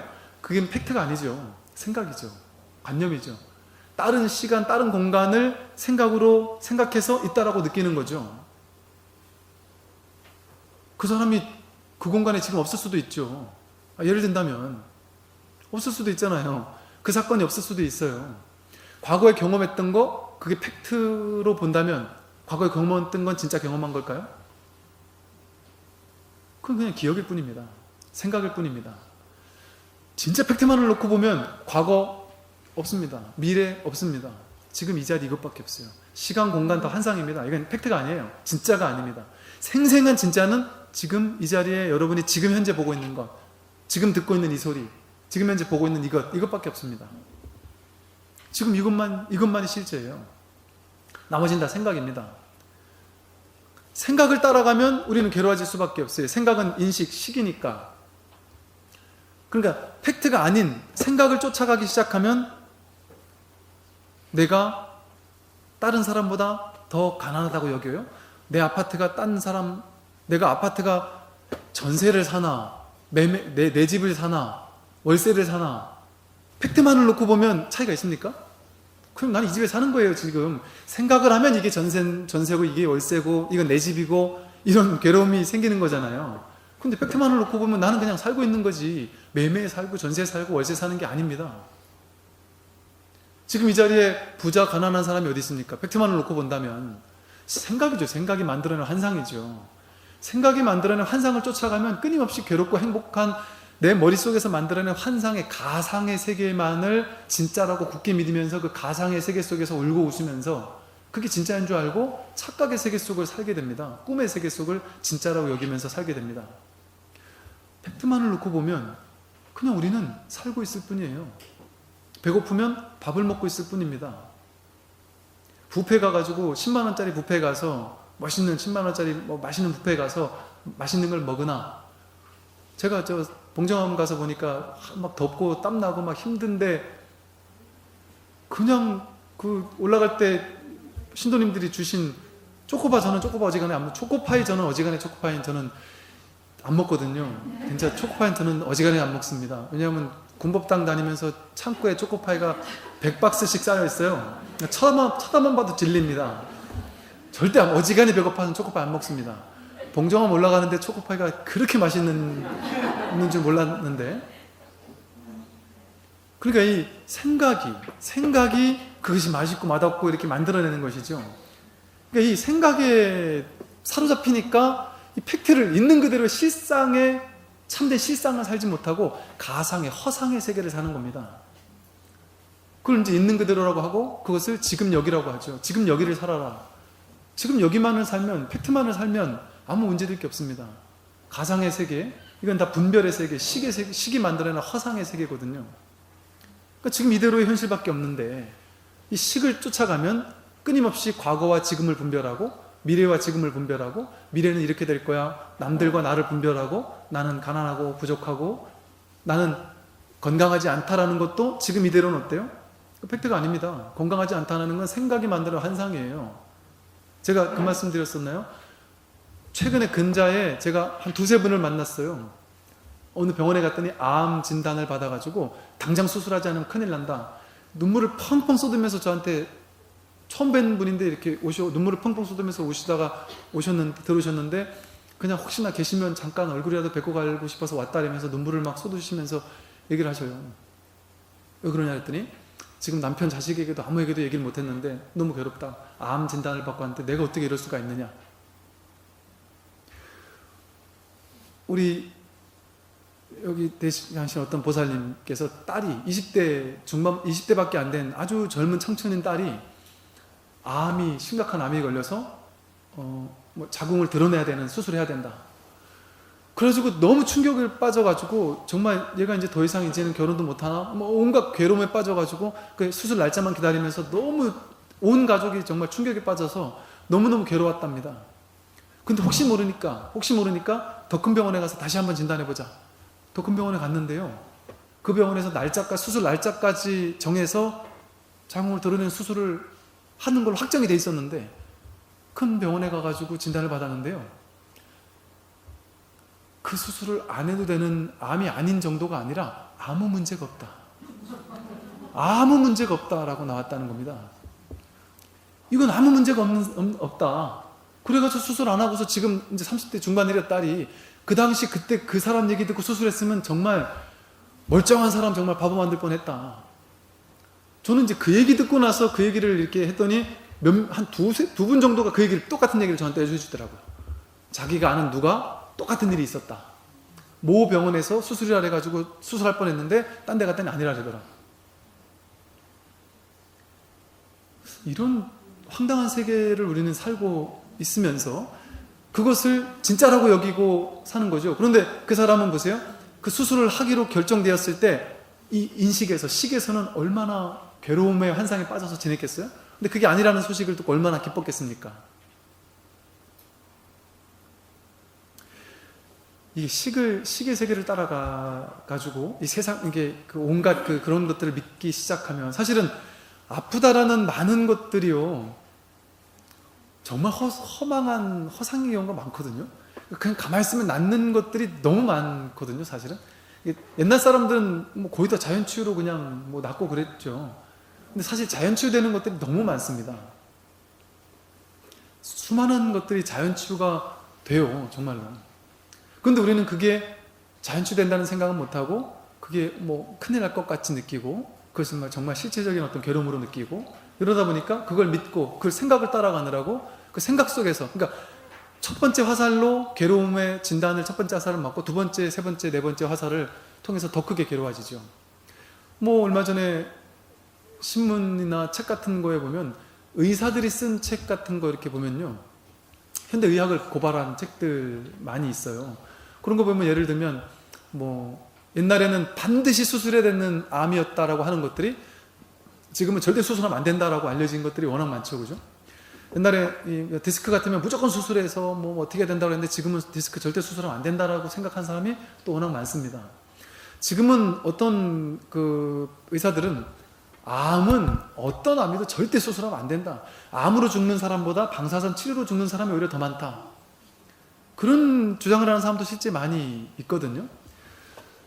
당뇨 같은 경우 당뇨나 고혈압 당뇨가 오면 무조건 약을 먹어야 되는데 그 약을 평생 죽을 때까지 달고 살아야 된다라고 믿었었는데 또 어느 순간 절대 약 먹을 필요가 없다라는 사람도 많고요. 옛날에는 고혈압이 뭐 120 넘어가면은 무조건 80에서 120 넘어가면은 다 고혈압이거나 140 이상만 넘어가면 무조건 약을 먹어야 되거나 이런 식으로 정했잖아요. 근데 지금 의사나 한의사들이 하는 얘기가 140, 150 정도 넘어가도 정상이랍니다. 전혀 고혈압이 아니라 그래요. 그런데 딱 병원에서는 이렇게 정해놓는 거죠. 수치를 정해놔서 그 넘어가면 병이고 그건 약을 먹어야 되고 멀쩡한 사람을 문제 있는 사람으로 제가 이런다고 해서 뭐 너무 이렇게 의학을 이렇게 뭐 욕하거나 이런 그러니까 다양한 의견이 있을 수 있다는 것이죠. 다양한 의견이 있을 수 있기 때문에 그게 진짜 팩트인지 아닌지는 알 수 없다는 거죠. 왜? 의학도 본인들이 얘기했던 의학을 스스로 뒤집는 경우가 얼마나 많습니까? 의학에서 그런 경우 얼마나 많아요. 옛날엔 반드시 해야 된다 그랬다가 안 해야 된다라고 뒤집는 경우가 워낙 많지 않습니까? 그건 지금 알 수 없는 것이거든요. 그러니까 실험의 대상이 마루타가 돼서는 안 되는 것이죠. 그러니까 그런 것들이 제가 전에 그 말씀도 드렸잖아요.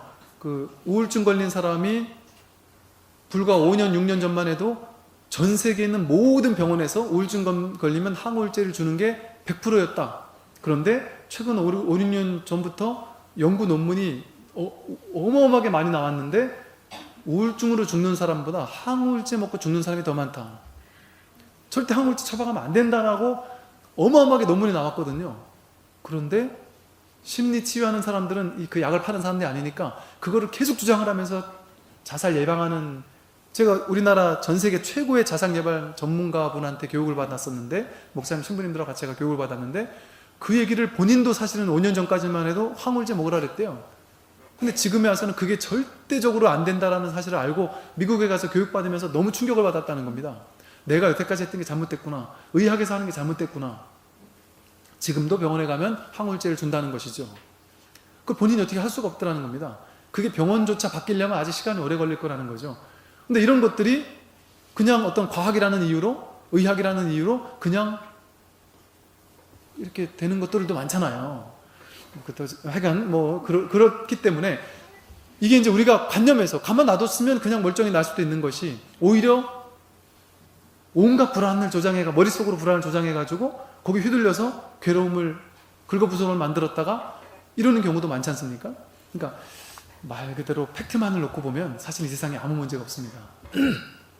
한 발 더 나가서 팩트가 나와서 얘기인데 진실만을 놓고 보면 그냥 이게 100% 진실이 아닌 거는 내버리고 그럼 생각, 감정, 과거, 미래 이런 거 다 진짜가 아니죠, 그죠? 어제와 비교할 필요 전혀 없죠, 그죠? 내일과 미래를 고민할 필요 절대 없죠, 그죠? 있는 그대로 100% 진실만을 놓고 보는 게 불법이잖아요. 지금 이 순간에 있는 그대로의 진실, 이게 제법 실상이거든요.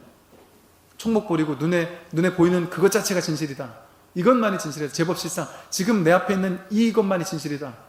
우리 불교에서 조고각하, 발아래를 봐라. 이게 조고각하, 발아래를 신발 정리하라는 얘기가 아니고 내 발 아래 언제나 진리는 딱 드러나 있다는 소리입니다. 그걸 입쳐. 바로 내가 서 있는 이 자리, 당쳐. 나에게 딱 직면한 이 자리, 내가 딱 직면한 지금 이 자리, 이것만이 진실, 완전한 팩트입니다. 나머지는 진짜가 아니에요. 그러면 지금 이 자리에 뭐만 있습니까? 우리 분별의 인식으로 봤을 때, 분별로 봤을 때 지금 이 자리에 뭐만 있냐면 보이는 것과 보는 자 두 가지가 있죠. 보는 게 있고 보이는 대상이 있죠, 그죠? 들리는 소리가 있고 듣는 자가 있죠, 그죠? 즉 안이비설 스님과 색상의 미촉이 있잖아요, 그죠? 보는 놈이 있고 보는 것이 있어요. 대상이 있어요. 근데 대상, 보는 대상이 납니까? 우선 보이는 대상, 이 목탁이 보이는 대상이에요? 이게 진짜, 이게 진실로 팩트로 봤을 때 이게 나은가요? 이건 내가 아니죠. 보이는 대상일 뿐이죠, 그죠? 우리가 그냥 봤을 때, 그냥 봤을 때. 근데 바깥에 있는 어떤 대상들, 그걸 나라고 하지는 않잖아요, 우리가. 보통, 그죠? 바깥에 있는 걸 나라고 하지는 않아요. 이제 우리가 그냥 분별해서 봤을 때. 그러면 보는 놈이 내가 아니라면, 보는 놈이 내가 아니라면, 보는 자, 보는 놈? 보는 놈은 뭔가가 진짜, 보는 놈이 있다라는 건 100% 진짜죠. 보는 놈이 있으니까 보잖아요. 보는 놈이 있으니까 보잖아요, 그죠? 근데 그걸 우리는 생각으로 분별해서 눈이 본다. 이렇게 얘기하고 보는 눈이 있다. 이렇게 생각하는 게 이제 분별심입니다. 귀가 소리를 듣는다. 이렇게 생각하는 게. 근데 귀가 소리를 듣나요? 귀가 소리 들으면 이 빈풀의 속도 소리를 아까부터 계속 들었어야 돼요. 근데 지금만 의식을 집중해야지만 들리잖아요. 귀가 있다고 모든 소리를 다 듣는 게 아닙니다. 눈이 있다고 모든 걸 다 보는 게 아닙니다. 내가 보고자 하는 것만 보죠. 그러니까 눈이 보는 게 아닙니다. 귀가 듣는 게 아니에요. 팩트는 어쨌든 뭔지 모르겠어요. 뭔지 모르겠는데 하여간 보고 있죠. 보는 뭔가가 있어요. 듣는 뭔가가 있어요. 지금 그죠? 그것만 유일한 팩트입니다. 그 유일한 팩트가 뭔지를 찾는 게 불법이란 말이에요. 그 유일한 진실. 그 진실에는 우리는 관심이 없어요. 지금까지 관심 없이 살았어요. 왜 관심이 없이 살았냐면 보는 내가 있지. 보는 눈이 보는 거지. 보는 대상이 실제로 있지. 내가 대상을 실제 보는 거지. 이렇게만 생각하고 살으니까 내가, 내 눈이 이걸 보고 좋으니까 진짜 좋구나 이렇게 생각하고 좋은 느낌이 진짜 난 줄 알고 이 대상이 진짜 좋은 대상인 줄 알고 이게 진짜 좋다라는 실체가 있는 줄 알고 그걸 쥐려고 집착하고 내 안에 있는 좋다는 느낌도 진짜가 아니고 바깥에 있는 대상이 좋은 느낌이라는 것도 진짜가 아닙니다. 온갖 생각들도 진짜가 아니고 온갖 감정들도 진짜가 아니고 의도도 진짜가 아니고 인식도 진짜가 아닙니다. 다 무아예요. 실체가 아닙니다. 말로 표현할 수 없지만 진짜 팩트는 오직 하나밖에 없다. 그걸 이제 불교에서는 주인공이라고도 하고 불성이라고도 하고 이름만 그렇게 붙인 거예요. 가명으로. 그런데 이름 붙일 수도 없고 볼 수도 없고 만질 수도 없고 들을 수도 없고 느낄 수도 없지만 그 모든 것이 일어나는 어떤 바탕 배경이 있다. 지금 소리를 듣고 있다라는 이 자체만은 진실이잖아요. 이 소리가 목탁 소리다라고 생각하는 건 생각일 뿐이잖아요. 우리가 목탁이라는 이름을 표상자고 상온으로 이름 지었잖아요. 그죠? 이 소리를 들으면 좋은 느낌이라는 개념을 지은 거잖아요. 타종교인 듣기 싫어하는 사람이 들으면 이건 싫은 소리죠. 우리는 좋은 소리. 이거는 목탁, 이건 상온이죠. 상온 무하고 감정도 무합니다. 근데 이게 듣는다라는 이 자체는 누구에게나 똑같잖아요. 변치 않고 똑같잖아요. 누구에게나, 모든 사람이. 이게 좋다 나쁘다라는 분별하기 시작하면, 분별심 식으로 들어가면은 다 다르지만, 듣는다라는 이 자체, 내가 듣고 있다라는, 듣는 놈이라는 이 자체는 팩트잖아요. 그 팩트, 이게 진짜 팩트 체크하는 겁니다. 이 진실이 뭐냐, 삶의 진실이 뭐냐, 그 진실을 찾는 게 불법이라는 것이죠. 그래서 가짜만 계속 쫓아다녔어요. 근데 지금까지 우리가 쫓아다녔던 모든 것들, 내가 눈으로 좋다고 생각하면서 돈이 좋다고 돈을 쫓아다녔다, 명예가 좋다고 쫓아다녔다, 사람이 좋다고 쫓아다녔다, 어떤 특정한 감정을 쫓아다녔다, 특정한 생각을 쫓아다녔다, 특정한 관념을 쫓아다니고, 특정한 어떤 내가 좋아하는 의지를 쫓아다니고, 나는 뭐가 될 거야 라고 생각하고, 난 이 일을 할 거야 라고 쫓아다니고 했던 모든 의지, 감정, 느낌, 생각, 분별, 이 모든 것들이 전부 다 진실은 아니라, 완전한 팩트인 것은 아니라는 거죠. 다 실체가 아니라는 거죠. 무아라는 거죠. 근데 거기 집착하니까, 그게 진짜인 줄 아니까 집착하잖아요. 진짜인 줄 알고 집착하니까 거기서 괴로움이 생기는 것이죠. 근데 이 5가지 오온이 전부 다 진짜가 아니더라. 몸뚱아리가 진짜 내가 아니더라. 느낀 감정이 진짜 내가 아니더라. 감정은 오고 가는 것이더라. 내가 사랑하는 사람이 내 손을 이렇게 만지면 너무나도 사랑스럽지만, 내가 정말 싫어하는 사람이 나를 이렇게 더듬으면 소름 끼치기가 싫잖아요. 똑같은 사람이 스쳤을 뿐인데 놀랍게 행복할 수도 있고 놀랍게 불행해질 수도 있어요. 동일한 행동이 다른 감정을 가져와요. 똑같은 사람이 이 사람을 만지는 것과 저 사람을 만지는 게 또 아주 소름 끼치는 다른 걸 가져오기도 하죠. 그것처럼 동일한 것이 동일한 감정을 가져오는 게 아닙니다. 내 안에 동일한 감정이 있는 것도 아니고 바깥에 특정한 대상에 동일한 감정이 있는 것도 아니다. 그런데 우리는 그 특정한 감정을 진짜라고 여겨서 감정적으로 상처받았을 때 이거 진짜라고 여겨요. 누가 나를 욕했을 때 내가 감정적으로 막 상처받고 나니까 그 사람을 나쁜 놈이라고 막 괴로워하고, 내가 상처받았다고 해서 내 스스로 괴로워한단 말이죠. 근데 그거는 그냥 스쳐가는 것일 뿐이지, 그게 나를 괴롭힐 실질적인 힘이 없습니다. 그 감정은 뜨겁다고 해서 괴로워해요? 뜨거운 것이 땀이 막 삐질삐질 나는 것은 실질적인 괴로움이 아니에요. 행복일 수도 있습니다. 무거운 짐을 짊어지고 산을 올라가는 건 실질적인 괴로운 감정이 아닙니다. 마음 한 마음 돌이키면 산을 올라가면서 너무 행복할 수도 있고 불행할 수도 있고, 감정이 정해진 게 아닌데 우리는 정해졌다고 생각하니까 그걸 괴로워하죠. 특정한 직장에서 특정한 일을 하면서 너무 괴로운 감정을 가지고 그 일을 하다가도 한 생각 돌이켜서, 보살님들도 그러잖아요. 내 남편이 나쁜 놈이라고 생각했는데 딴 친구들 만나보니까 딴 친구 남편 얘기 들어보니까 야, 더 나쁜 놈들이 많아. 그걸 듣고 오면 집에 가서 남편한테 야, 당신은 진짜 괜찮은 사람이네, 내가 몰랐네, 그러면서 잘해주기도 하잖아요. 물론 그 반대기도 하고. 남편은 그냥 가만히 있는데 본인이 이 사람과 비교하고 저 사람과 비교하는 걸 보고 좋았다 싫었다 이 감정을 하는 것이듯이, 그걸 진실로 믿으니까 그전에는 이 남편이 좋은 감정이었다가 갑자기 싫은 감정으로, 남편 입장에서는 뜬금없이 이 아내가 갑자기 어느 날 갑자기 쌩해져요. 갑자기 막 집에 와서 화도 내고 막 그냥 짜증을 내요. 아무 이유 없이. 어디 가서 듣고 온 거죠. 내 남편은 이렇게 자상하고 뭐 이렇게 잘해주고 뭐 보니까 이 남편 나쁜 놈인 것 같고, 이런 일이 있을 수 있다는 거죠. 근데 그것은 내 마음 안에서 일어난, 내가 감정을 그렇게 진실이라고 믿었기 때문에 어느 날은 남편이 좋았다가 어느 날은 남편이 싫었다가 이러는 것일 뿐이지, 그 감정이 진실이 아니라는 거죠. 그걸 진실이라고 믿으면 그게 나를 괴로움으로 가져가는 것이죠. 그 느낌, 그 감정 때문에 괴로워지는 거죠. 근데 어떤 느낌이 일어나든, 좋은 느낌이 일어나든 싫은 느낌이 일어나든 그 느낌은 실체가 아니다. 그것은 오고 갈 뿐이다. 왔다가 가는 것이다 라는 사실을 자각한다면 이 수온, 무아라는 사실을 알기 때문에 수온에 의해서, 감정에 의해서 괴롭지 않습니다.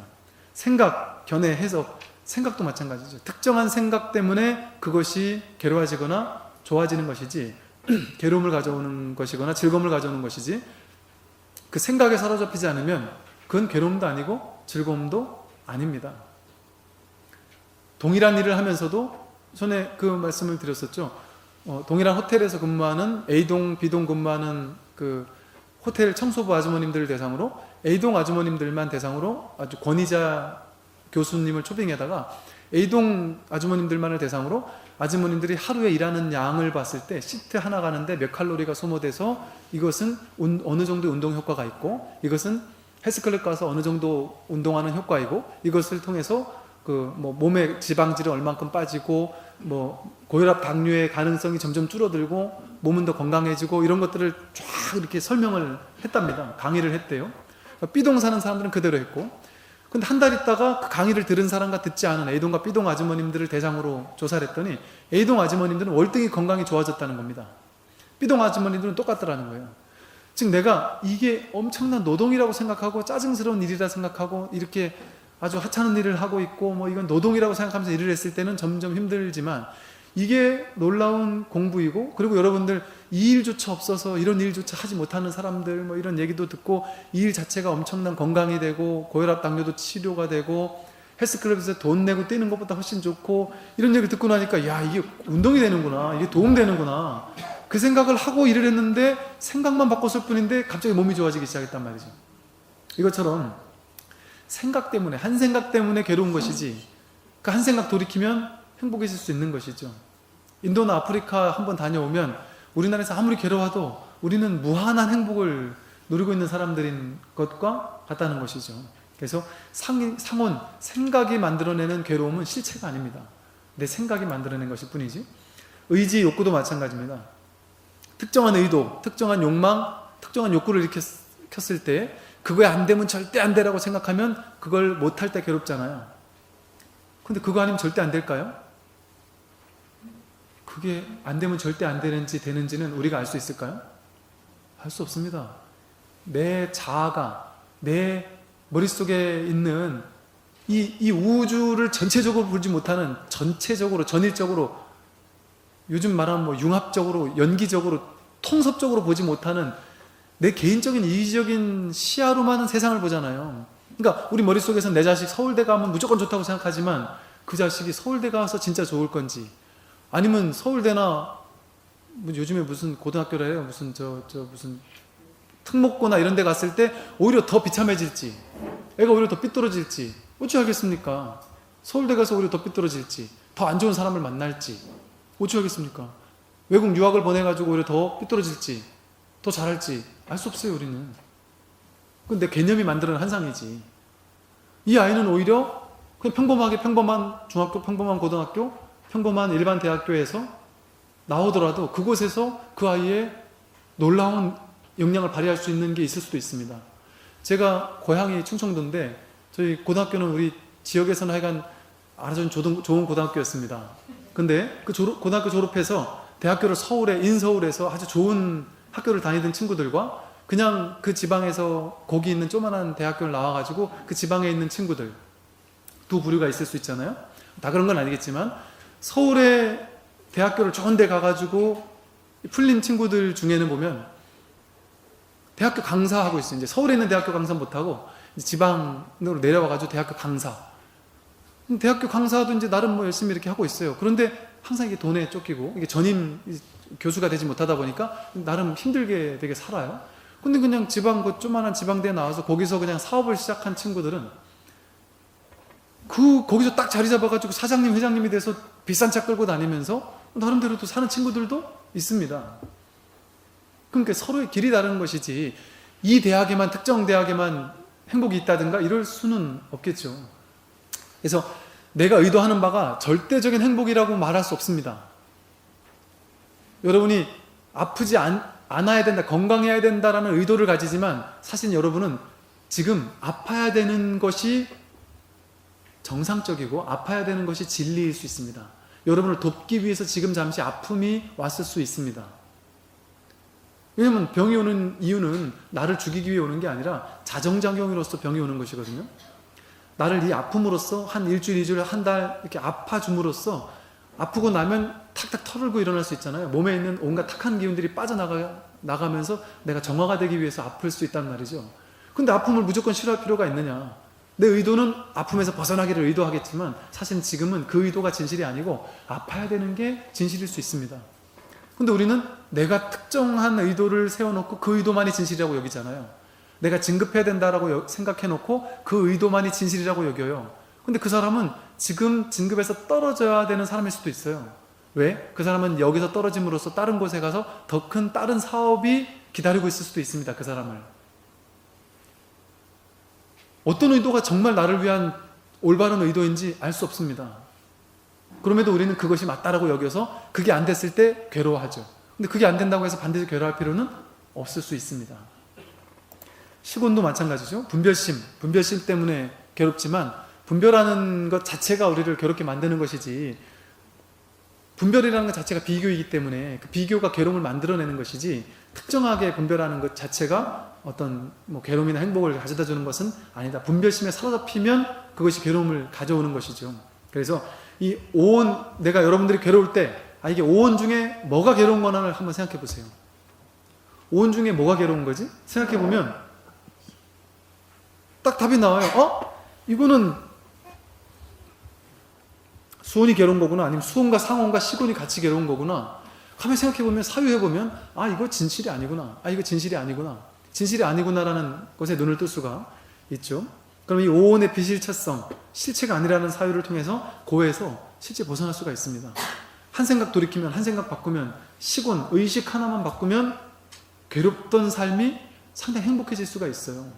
예를 들어 내 아들이 갑자기 병에 걸렸거나 아주 절망에 빠졌어요. 근데 그래서 지금 나는 너무 괴로워요.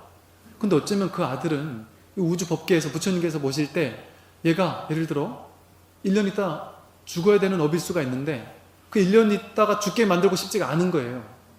그래서 이 아이에게 한동안의 병을 가져다 주거나 한동안의 괴로움을 가져다 줌으로써 그 아픔을 이겨내도록 배려해 주는 것이죠. 이겨내도록 배려해 줌으로써 그것을 무사히 이겨내고 감당하고 이겨내 줌으로써 이 사람은 그걸 툭툭 털고, 그 업을 툭툭 털고, 단명의 업을 툭툭 털고 앞으로 새로운 삶을 살게 되기 위한 기회로 삼기 위해서 그런 괴로움이 왔을 수도 있습니다. 근데 우리는 그런 생각하지 않고 일단 눈앞에 보이는 이것이 괴롭다라고 머릿속에서 인식을 하고 무조건 괴롭다라고만 결론을 내릴 뿐이죠. 우리는 알 수 없습니다. 그걸 머리를 막 굴려가지고 이렇겠지 저렇겠지 이렇게 할 필요도 없어요. 그냥 있는 그대로 삶을 받아들이게 되면 이 모든 것이 내 머릿속에서 관념이 만들어낸 것이고 오무아를 모르는 것에서 만들어낸 환상이구나, 그 환상에 휘둘릴 필요가 없구나라는 사실에 눈뜨면 되는 것이죠. 또 한 가지, 오온에서 우리가 또 한 가지 주목할 점은 내가 오온이라 그랬잖아요. 그러면 일체유심조, 내 마음이 세상을 창조하잖아요. 내가 내 세상을 만들지 않습니까? 그러면 우리가 보통 일체유심조라 해서 마음먹은 대로 삶을 창조할 수 있다 그래요. 그런데 마음이 뭔지 모르니까 마음을 어떻게 써야지 삶을 창조할 수 있습니까? 이렇게 생각해요. 오온이라는 것은 진짜 내가 아닙니다. 인연 따라 만들어진 가짜의 나예요. 그런데 이 세상은 진짜입니까? 나의 인생도 진짜가 아니고 나의 삶도 진짜가 아니에요.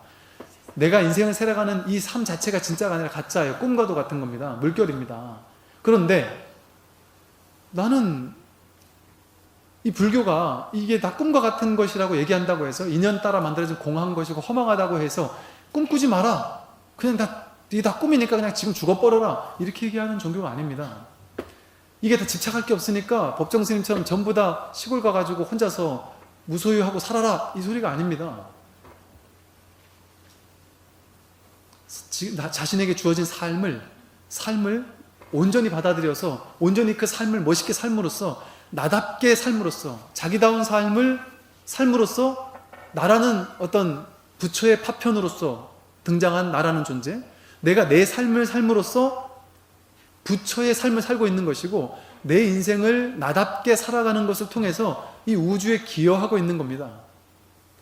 나라는 부처가 이 우주를 공동 창조하고 있는 것입니다. 물론 그 창조는 공허한 것이고 공한 것이고 텅 빈 것이지만, 그러니까 쉽게 말해서 깨달음을 추구하는 것은 좋은 일입니다. 그런데 그렇다고 해서 어차피 인생 사는데 인생은 막 살아야 되느냐? 그렇진 않아요. 인생은 인생대로 열심히 살고, 인생은 인생대로 내가 꿈꾸는 바, 원하는 바, 추구하는 바 열심히 만들어내고 창조하고, 내가 가슴 뛰는 삶을 살고 내 가슴이 뛰는 열정과 즐거움과 행복감, 이런 것들을 삶 속에서 구현하면서 살으라는 것이죠. 자기가 자기답게 잘할 수 있는 것에 대해서 열심히 하면서 즐거움을 느끼면서 열정을 꽃피우면서 인생을 살아가는 것이죠. 그래서 마음먹은 대로 삶은 만들어집니다. 이 외부적인 물질 대상은 아까 양자물리학에서 얘기하는 것처럼 의도한 바대로, 마음 낸 바대로 물질적인 현실이 이루어집니다. 물질적인 현실은 견고한 것 같지만 사실은 마음의 종속적인 거예요. 수레를 끄는 소가 있을 때 수레가 가지 않으면 수레를 때려봐야 수레는 안 가잖아요. 앞에 소를 때리면 가잖아요. 근데 물질 세계가 중요하다고 생각해서 나는 부자가 돼야 되기 때문에 아파트를 사야 돼 하고 바깥으로 쫓아나가면서 막 돈만 쫓아나간다면 수레를 때리는 것과 똑같습니다. 그런데 어떻게 하면 부자가 될 수 있느냐? 소를 때리면 돼요. 마음을 챙기면 돼요. 마음을 바꾸면 된다는 거죠. 그게 더 빠른 방법입니다. 수레가 나는 갔으면 좋겠어요. 수레를 저까지 가게 했으면 좋겠는데 그래서 수레를 막 때려봐야 수레는 한 발자국도 안 가잖아요. 그런데 소를 한번 딱 때려버리면 바로 가버리잖아요. 그것처럼 바깥에 돈을 쫓아가면 돈을 벌 수가 없습니다. 마음을 쫓아가면 돈을 벌 수가 있습니다. 쉽게 말해서 마음으로 풍요로움을 연습하고 만족감을 연습하면 부자가 될 수 있어요. 근데 마음은 궁핍한 마음, 결핍된 마음은 나는 돈 없다를 막 맨날 생각으로 그렇게 하면서 돈만 쫓아가면 수레를 때리는 거와 똑같아요. 부자가 될 수가 없죠. 점점 더 가난해집니다. 수레만 점점 더 망가질 수밖에 없겠죠.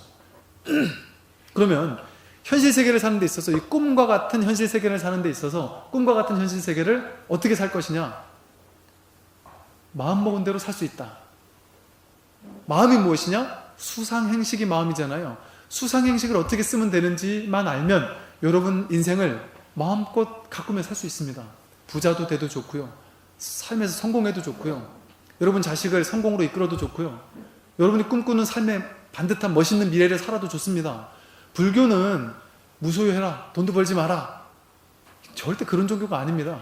자신이 주어진 삶 속에서 최선을 다해서 자신의 삶을 사는 거예요. 그러면서 마음 한구석에서는 이것이 어차피 다 내 이것을 최선을 다해서 살지만 이게 다 꿈이라는 것은 아니까 이건 두 번째. 1, 2, 3번이 있는데 2번이라고 해서 무조건 나쁘다는 건 아닙니다. 삶의 우선순위가 다른 거지. 우선순위는 1번이래야 되죠. 그러니까 제가 여러분에게 불교를 1번으로 해라 이 소리가 아닙니다. 여러분의 근본적인 괴로움을 없애는 걸 1번으로 하라는 얘기입니다. 그 다음에 2번부터는 이제 세속적인 성공 하란 말이죠. 세속적인 성공도 하십시오. 어떻게 하면 성공할 수 있느냐?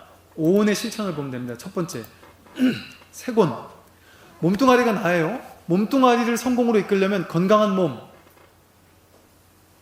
몸이 일단 내 몸의 어떤 성공이잖아요. 그죠? 건강한 몸이 있어야 내가 이 몸을 가지고 열심히 뭔가를 할 수 있으니까 또 열심히 일하고 열심히 할 수 있는 몸이 돼야 되잖아요. 그러면 세곤을 움직이면 돼요. 어떻게? 예를 들어 안 좋은 음식을 먹고 나서 건강한 몸을 추구한다면 인광보가 말이 안 되죠. 몸에 좋은 음식, 몸에 도움되는 음식, 과도하게 인스턴트 식품이나 몸을 망가뜨리는 음식이 아닌 좋은 음식 먹고 살면 좋은 건강이 유지가 되겠죠. 운동을 꾸준히 하면 몸이 건강해지겠죠. 당연히 몸을 다스리면 또 스트레스를 받으면, 정신적인 스트레스를 받으면 그게 몸으로 그대로 영향을 미치거든요. 정신은 그대로 마음이기 때문에. 그래서 사실은 이 세곤은 크게 신경 쓸 필요가 없습니다. 세곤이 할 수 있는 건 그저 먹는 것과 운동하는 것, 그 정도를 하면서 굳이 한다면 이제 명상하고 마음 공부하는 것은 마음을 다스리는 건데, 신기하게도 이 세곤은 마음을 따라가게 돼 있어요. 아까 말했던 것처럼 소를 때리면 수레는 가게 돼 있어요. 그러니까 마음 공부만 제대로 하면 몸 공부는 저절로 따라가게 돼 있습니다. 다만 몸 공부도 운동하거나 좋은 음식을 먹거나 이런 것들은 당연히 선행이 돼야 되겠죠. 그래서 정기적인 운동이나 음식으로서만 몸을 적절히 유지를 시켜준다면 그 다음에는 이제 마음이 따라가는데, 그래서 가장 중요한 건 마음 4가지입니다. 수상행식. 첫 번째, 느낌이 여러분 인생을 창조하는 첫 번째 가장 중요한 원동력입니다. 여러분은 느끼는 대로 삶을 창조해내고 있습니다. 여러분이 창조주예요. 여러분 인생의 창조주인데 어떻게 여러분 인생을 창조할 수 있느냐? 첫 번째, 가장 강력하고도 직접적인 힘이 되는 것이 느낌, 감정이라는 창조의 에너지입니다. 즉 좋은 느낌을 많이 느낀다는 것은 좋은 삶을 창조한다는 것과 똑같습니다. 싫은 느낌을 많이 느낀다는 사람은 싫은 인생을 내 인생으로 자꾸 끌어들이는 것과 똑같아요. 내가 지난 일주일 동안, 지난 한 달 동안, 지난 1년 동안 어떤 느낌을 많이 느꼈는지를 보면 내 앞으로의 미래가 좋은 인생이 펼쳐질지, 싫은 느낌을 더 많이 느낄 수밖에 없는 인생이 펼쳐질지가 그대로 데이터가 나옵니다. 그러면 아니 스님, 그래도 느낌이야 내가 정해진 건데 내가 좋게 느끼고 싶다고 좋은 게 아니고, 좋은 일 있어야 좋게 느끼는 거, 싫은 일 있으니까 난 싫은 것 뿐이었는데요, 제 인생이 괴로우니까 싫은 걸 느꼈을 뿐인데요, 이 진실입니까? 제 인생이 괴로우니까 싫은 느낌을 느꼈을 뿐이다, 이건 진실이 아니라는 게 아까 판명이 됐잖아요. 동일한 상황에서 좋은 느낌을 느낄지 싫은 느낌을 느낄지는 내가 결정하는 겁니다. 정해진 좋은 느낌이나 싫은 느낌이라는 것은 없습니다. 어떤 상황도 그 상황 자체가 좋거나 싫지는 않습니다. 내가 그 느낌에 대해서 좋다거나 싫다라고 창조하고 있는 것일 뿐입니다. 그래서 그 느낌은 어쩔 수 없는 수동적으로 쫓아가야 되는 정해진 실체가 아니에요. 내가 주도적으로 어떤 느낌을 느낄지를 내 스스로 결정할 수 있습니다. 내가 내 인생의 창조주이기 때문에 내 느낌의 창조주는 나 자신입니다. 근데 내가 어떤 느낌을 느낄지는 내 스스로 창조함으로써 내 삶의 미래를 만들어냅니다. 즉 내가 지금 느끼는 것을 더 많이 느낄 수밖에 없는 삶을 이 우주법계는 그대로 삶 속에 구현해냅니다. 즉 지금이 전부라 그랬잖아요. 지금 느끼는 것을 앞으로도 더 느끼게 됩니다. 이게 업입니다. 업습이라 그러잖아요. 공업이라, 업습, 즉 업을 내 마음속에서 좋은 느낌을 느끼는 행위를 많이 일으키고, 좋은 느낌에 대한 어떤 업이 많아지면, 이 감정이 많아지면 자꾸 좋은 느낌을 느낄 수밖에 없는 삶이 구족이 되고, 그렇게 되면 점점 더 좋은 느낌을 더 많이 느낄 수밖에 없는 삶이 착착 만들어지기 시작합니다. 그래서 동일한 상황 속에서 좋은 느낌을 분명히 느낄 수 있어요. 느낄 수 있습니다. 아무리 괴로운 상황이라고 할지라도. 저희 어머님이, 제 동생이 교통사고가 났는데 얼굴을 땅에 그대로 이렇게 점프해가지고 박아가지고 제가 집에 갔더니 얼굴을 완전히 끓긴 데다가 얼굴이 이만해졌어요. 부웅 떠가지고 털퍼 내려앉아가지고, 그래서 가자마자 얼굴을 보자마자 눈물부터 나더라고요. 근데 어머님께서 제 손을 잡고서는, 야, 그래도 형이 스님으로 계시다 보니까 얘가 이 상황에서 점프해가지고 그 차 많은 곳에서 딱 떨어지면 바로 죽거나 뒤에 오던 차가 갈리거나 얘가 죽을 수도 있는 상황이었는데, 의사 선생님이 얼굴 저거는 금방 가라앉는다 그랬고, 이만하게 천만다행이다, 정말, 야 정말 멀쩡하다, 사지 멀쩡하다, 시간만 지나면 돌아온다, 얼마나 다행인지 모르겠다라면서 막 너무 고맙다고 하시는 걸 보고 제가 너무 감사하더라고요.